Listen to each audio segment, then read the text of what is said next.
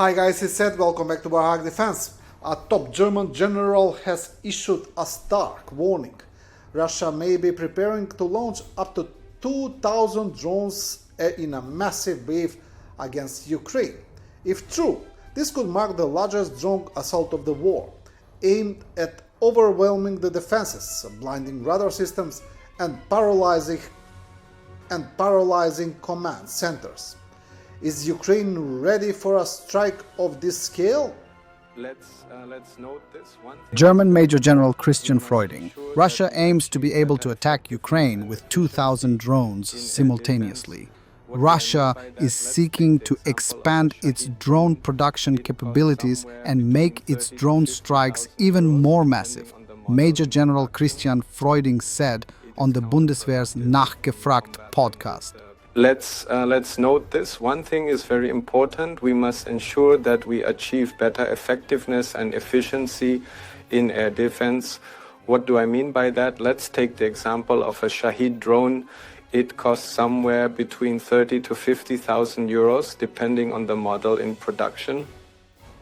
It is counterproductive if we combat them with Patriot missiles that cost over 5 million. Instead, we essentially need countermeasures that cost 2,000, 3,000, 4,000 euros, especially because the Russians aim to further increase their production capacities. One wants to expand the drone attacks we just talked about. The ambitions are to deploy 2,000 drones simultaneously. We need to come up with intelligent countermeasures. Are there, in addition to support with materials, any other ways to contribute to air defense capabilities? Yes, of course, one can indirectly influence the situation so that the offensive potentials of the Russian armed forces do not come into play at all. And two possibilities come to mind. The first possibility is, of course, to conduct offensive counter-air measures oneself, that is, with long-range air warfare means.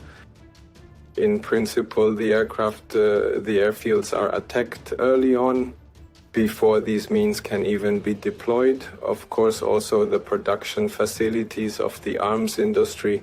That is one possibility. And of course, when we talk about how the Russians have managed to increase the production numbers of both their ballistic missiles, their cruise missiles, and especially the drone industry, to expand so significantly, then we need to reconsider whether the economic measures we have taken so far are sufficient and where we can find additional leverage.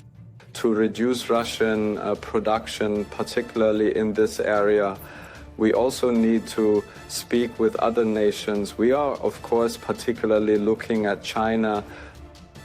For example, until a few weeks or months ago, Ukraine also sourced its drone spare parts chain and drone production chain from China. Now China is essentially directing exports exclusively to Russia, excluding Ukraine from this market. Russia is preparing for the trial next week of 19 suspects in the 22 March 2024 attack on Crocus City Hall in Krasnogorsk, Moscow region, which killed 145 people and injured another 500. Early claims of Ukrainian involvement are not reflected in the prosecution case. The VTHK OGPU Telegram channel says that it has reviewed the materials of the criminal case and is publishing a summary of what the prosecution will say in the preliminary hearing before the 2nd Western District Military Court on the 21st July. 15 others are accused of being accomplices through providing rented housing, transferring money, storing weapons, and so on. It's likely that some had no idea what was going on and were involuntary accomplices. Despite far-fetched Russian claims of Ukrainian involvement, it was clear from the start that the attack was linked to Islamic State. The IS propaganda outlet Amak News published photos of the Crocus City attackers and the video they made of the attack. VTHK OGPU reports, most of the materials indicate, without mentioning the Ukrainian special services, that the organizers behind the terrorist attack are members of the transnational jihadist group Vilayat Khorasan, otherwise known as ISKP, which is a wing of the banned terrorist organization Islamic State.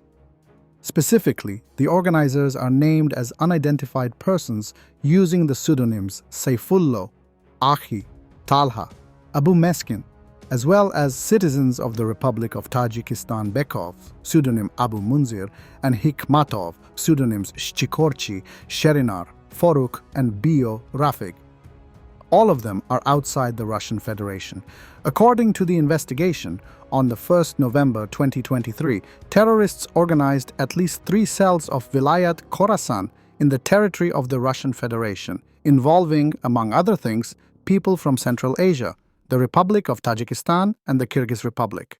Known defendants were recruited through the Telegram channels Voice of Khorasan, Vasobihun Vasadihun, Abu Muhammad Madash, Muksin TC, and other resources calling for jihad.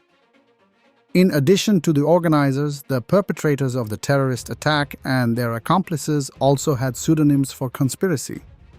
For example, the direct participants in the massacre in Crocus, Mirzoev was called Sukrob, Fariduni, Abdullah, Rachabalizoda called himself Ibrahim, Faizov had the secret name Soleh.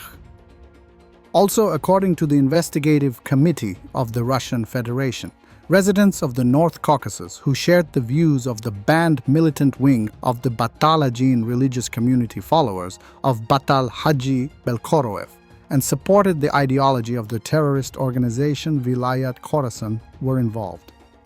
Their role was limited to providing weapons to the terrorists. With their help, by the time of the attack on Crocus, the terrorists had a whole arsenal in their hands. 5 Kalashnikov assault rifles, AK-74, 5.45 mm caliber, SZ AK-12, 5.45 mm caliber, modified by a homemade method of the receiver with a barrel. 3 AK-103, caliber 7.62, blank firing and converted to fire live ammunition. 2 PM Makarov pistols, one manufactured in 1979, the other with the markings removed. No less than 1,881 5.45 mm and 7.62 mm cartridges, no less than 45 by 9 by 18 cartridges. An IED made of a 9-liter metal bucket, polyurethane foam, ammonium nitrate and aluminium powder, and an electric detonator. Explosive substance, coloxylene, weighing more than half a kilo.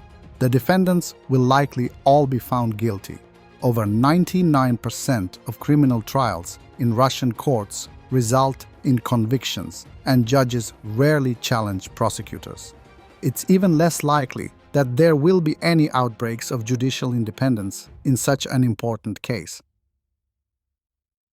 Occupation authorities in the so-called DNR report a critical water shortage. Donetsk and Makivka will receive water once every 3 days, while Kharkiv, Ilovaisk, and Zuhrez every 2.